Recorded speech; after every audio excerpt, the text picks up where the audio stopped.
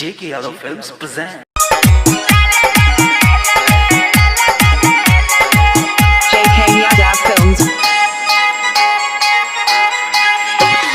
DJ Vikas,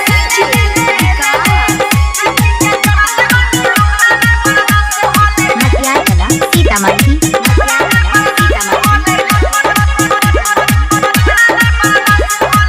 singing by Prince बिलिया। जब भी हम माल से मिलिए हमारा मन भीतर से बोले ले ले ले ले ले ले ले ले ले ले ले ले देख के चढ़ल जवानी हमरा में बर्दाश्त हो ले ले ले ले ले ले ले ले ले ले ले ले मांगे कहई छई की सारे कहरे नहीं मोह कहामी सारे भीतर से मन हमर बोले होले होले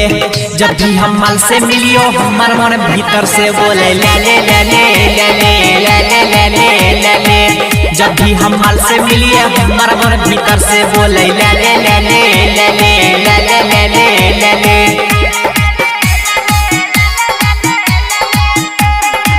JK Yadav Films.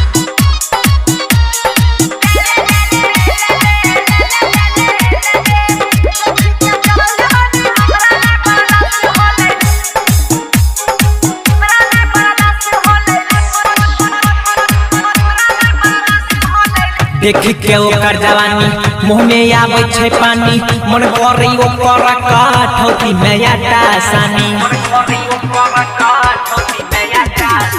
देखी के ओकर जवानी मुँह में आवे छै पानी मन करे ओकर काठौती में आटा सानी माल छमी ललाव हमारे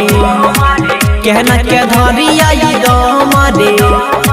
मिल छोमो का तू खेले खेले खेले जब भी हम माल से मिलियो हमार मन भीतर से बोले ले ले ले ले ले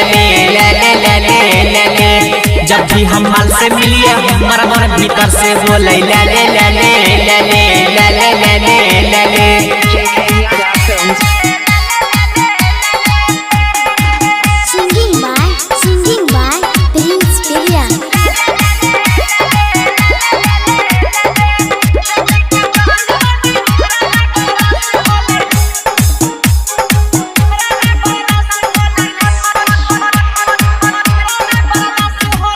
भरल छै रस पूरा छोड़बै नहीं कमी अधूरा कुटबै रे ओकर मिलवे नहीं का हम धन के चूरा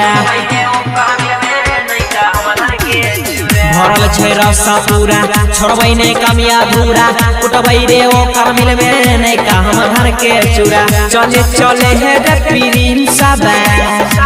सच कहई छौ धीरा जाबे राइटर अंकित बाबू बोले बोले